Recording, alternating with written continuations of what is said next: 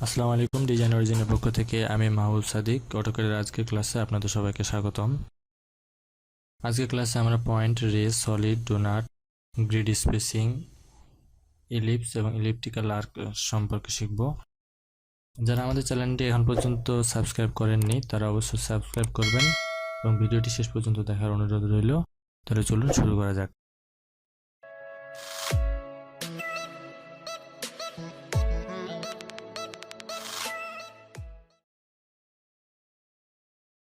প্রথমে আমরা পয়েন্ট সম্পর্কে শিখব। পয়েন্ট নেওয়ার জন্য পিও লিখে এন্টার দেব। Point point right button click করলে রিপিট পয়েন্ট,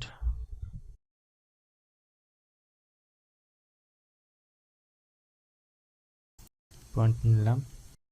এই পয়েন্টের সাইজ যদি আমরা চেঞ্জ করতে চাই সেক্ষেত্রে ফরম্যাট থেকে পয়েন্ট স্টাইল, এখানে অনেকগুলো পয়েন্ট স্টাইল আছে, প্রয়োজন অনুযায়ী এখানে পয়েন্ট স্টাইলগুলো আমরা চেঞ্জ করে নিতে পারবো। পয়েন্ট সাইজও আছে, পয়েন্ট সাইজও আমরা চেঞ্জ করে নিতে পারবো। পয়েন্ট নেওয়া হয়ে গেছে, আমরা রেফারেন্স অনুযায়ী আমরা এখানে পয়েন্ট আঁকতে পারবো, লাইন আঁকতে পারবো।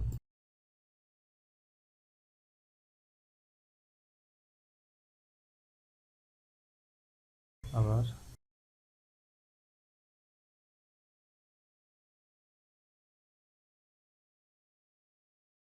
সাইজ যদি বড় করতে চাই সেই ক্ষেত্রে ফরম্যাট থেকে পয়েন্ট স্টাইল 10% করে দিলাম, বড় হয়ে গেল।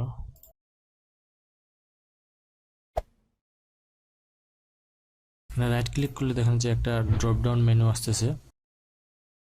রাইট ক্লিক করলে লাস্ট যে কমান্ডটা আছে সেটা রিপিট হবে।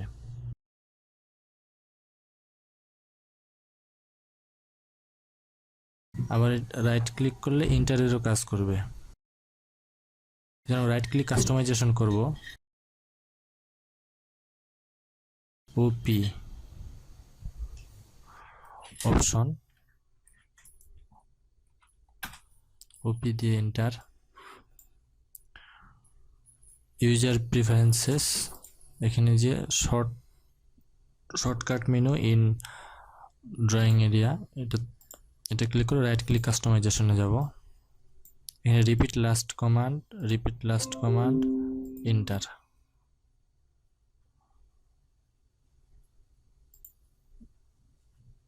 Apply, okay. তাহলে এখন আমাদের লাস্ট কমান্ড হচ্ছে, বারবার কমান্ড নিতে হবে না। রাইট বাটন ক্লিক করলে ক্যান্সেল হয়ে যাবে, রাইট বাটন ক্লিক করলে আবার লাইন চলে আসবে।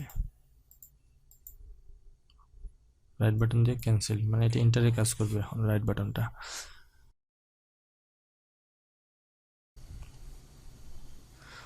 পয়েন্ট আমরা কখন ইউজ করব? যখন বিশেষ করে বিমের লেন্থ যখন আমরা ভাগ করব L/4 L/3 দিয়ে, তখন আমাদের এই পয়েন্টটার কাজ হবে।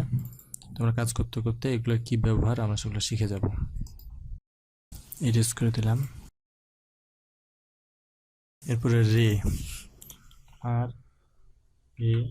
RAY, রে। রে হচ্ছে একটা লাইন, এটা রেফারেন্স লাইন হিসেবে ইউজ হয়, এটা আমরা রশ্মি বলি। এটা কনস্ট্রাকশন লাইন আর এই লাইনের মধ্যে একটা পার্থক্য হচ্ছে, কনস্ট্রাকশন লাইনের এন্ড পয়েন্ট এবং স্টার্ট পয়েন্ট দুটো হচ্ছে অসীম, ইনফিনিটি। আর এটা স্টার্ট পয়েন্ট আছে কিন্তু এন্ডিং পয়েন্ট নাই, খেয়াল করবেন। রে, RAY, দেখেন স্টার্ট পয়েন্ট, এটা হচ্ছে স্টার্ট পয়েন্ট, কিন্তু এটা এন্ড পয়েন্ট হচ্ছে অসীম,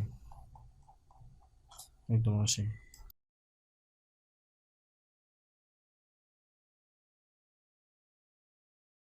যদি F8 প্রেস করি RAY দিয়ে এন্টার, F8 প্রেস করলে অথবা এই আইকনটিতে ক্লিক করলে F8 মোড অন থাকা অবস্থায় শিফট চেপে ধরলে F8 অফ দেখাবে।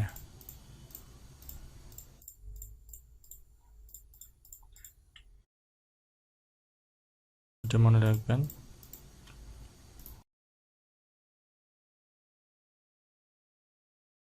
পরে সলিড,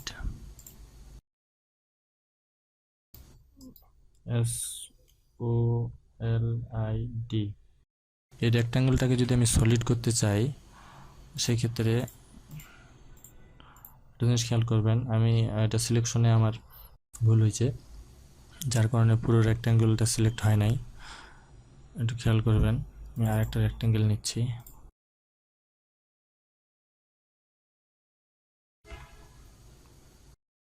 সলিড সিলেক্ট করতে হবে। আমি সিলেক্ট করেছিলাম এর আগে এইভাবে, এখন সিলেক্ট করব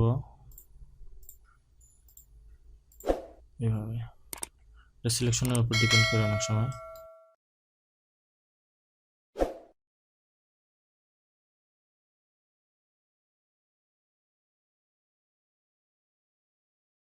এরপর ডোনাটের কাজ শিখব। DO ইন্টার, এখানে লেখা আছে যে স্পেসিফিক ইনসাইড ডায়ামিটার। আমি যদি ইনসাইডটা মানে ভিতরের সাইডটা যদি আমি ভয়েড রাখতে চাই তাহলে সে মাপটা দিব, যদি ভয়েড না রাখতে চাই তাহলে সেটা 0 করে দিব। আমি এখন ভয়েড রাখতে চাচ্ছি না, সেক্ষেত্রে 0 ইন্টার অথবা রাইট বাটন ক্লিক। এরপরে ডায়ামিটার সাইজ দেব, যে ডায়াটা কতটুকু হবে। এটা বিশেষ করে যখন আমরা রডের ক্রস সেকশনগুলো আঁকবো তখন এটা আমাদের অনেক কাজে লাগে।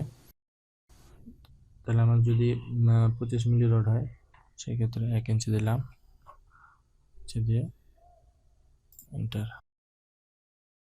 25 মিলি রডের ডায়ার একটা ডোনাট আর্ট হলো।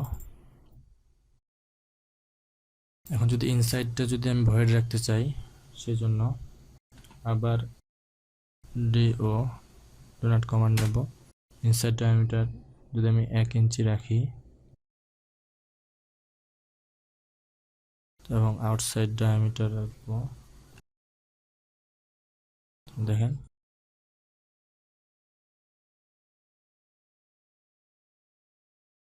যেখানে ক্লিক করবেন সেখানেই হবে donut.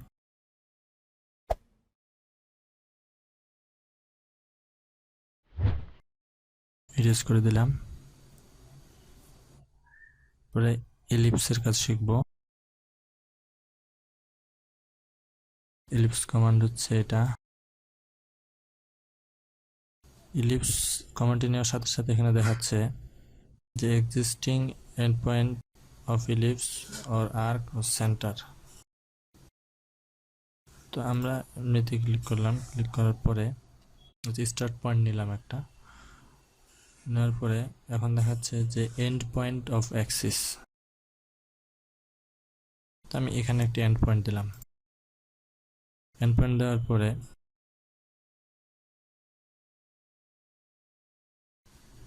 Distance to other Axis, মানে অ্যাক্সিসের ডিস্টেন্স কতটুকু হবে, এখান থেকে ডিস্টেন্স কতটুকু হবে সেটা আমাকে দিয়ে দিতে হবে।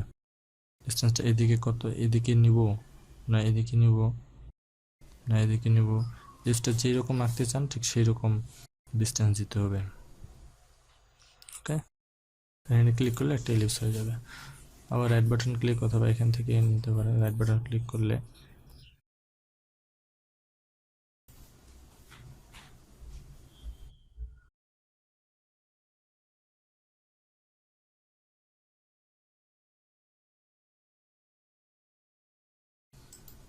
এলিপস। এরপর ইলেকট্রিক্যাল আর্ক,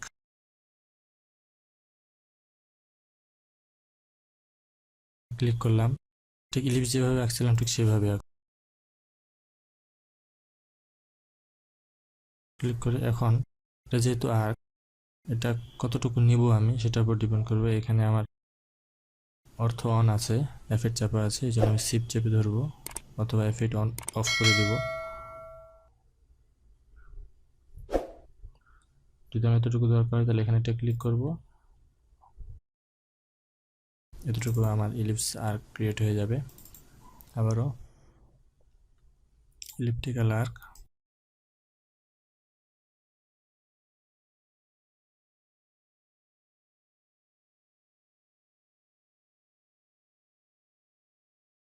এবার যদি এই বরাবর নেই, যদি অর্থ মোড অন থাকে সেক্ষেত্রে শিফট চেপে ধরে কাজ করব, আর যদি অর্থ মোড অফ থাকে সেক্ষেত্রে শিফট চেপে ধরার দরকার নেই। অর্থ মোড অফ করে দিলাম, এখানে ক্লিক। এখন যদি এরপরে যদি বড় ছোট করতে হয় সেক্ষেত্রে এই ভার্টেক্স পয়েন্টগুলো ধরে এটা শেপ চেঞ্জ করা যাবে।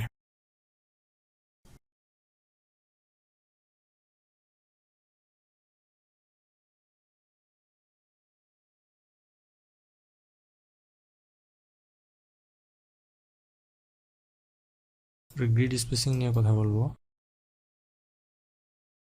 হচ্ছে গ্রিড অন অফ করতে পারবো, যে এখানে একটা আইকন আছে, আইকনের মাধ্যমে, অথবা F7 কিবোর্ড থেকে F7 প্রেস করলে গ্রিড অফ হয়ে যাবে। এবার F7 প্রেস করলে গ্রিড অন হবে।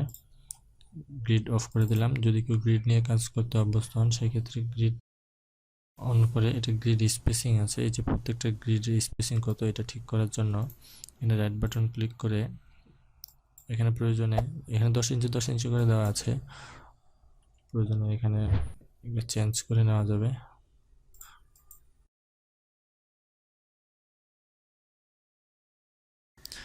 এটা স্ন্যাপ নেওয়ার জন্য যে প্রত্যেকটা, এটা হচ্ছে snapping mode, grid snapping mode, এখানে প্রত্যেকটা গ্রিডের স্ন্যাপ নিচ্ছে, প্রত্যেকটা পয়েন্টে পয়েন্টে আটকে যাচ্ছে, এখানে আসে। যদি এই বরাবর একটা রেক্টেঙ্গেল নিতে চাই তাহলে নিতে পারবো। এটা প্রত্যেকটা 1 ফিট 1 ফিট করে আছে,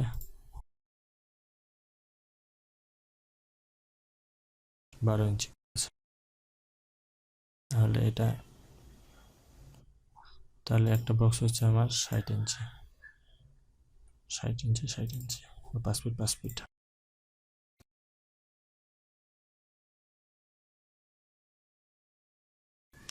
গ্রিড স্পেসিং যদি আরো বাড়াতে চাই, যদি মিডিলে করতে চাই, যে গ্রিড স্পেসিং 1 ফিট 1 ফিট, কিন্তু স্ন্যাপ স্পেসিং যদি আমি 6 ইঞ্চি করে দিই, 6 ইঞ্চি 6 ইঞ্চি করে দিই, সেক্ষেত্রে এটা মাঝখানে ধরবে, আগে ধরতো শেষে। গ্রিড স্পেসিং যত ছিল তত ধরতেছিল, এখন মাঝখানেও ধরবে। গ্রিড আমাদের অনেক কাজে লাগে। C close enter. আজকের মতো এখানে শেষ করছি। আমার ভিডিওটি যদি আপনাদের ন্যূনতম ভালো লেগে থাকে তাহলে অবশ্যই লাইক, কমেন্ট এবং শেয়ার করবেন, এবং পাশে থাকা বেল আইকনটিতে ক্লিক করবেন।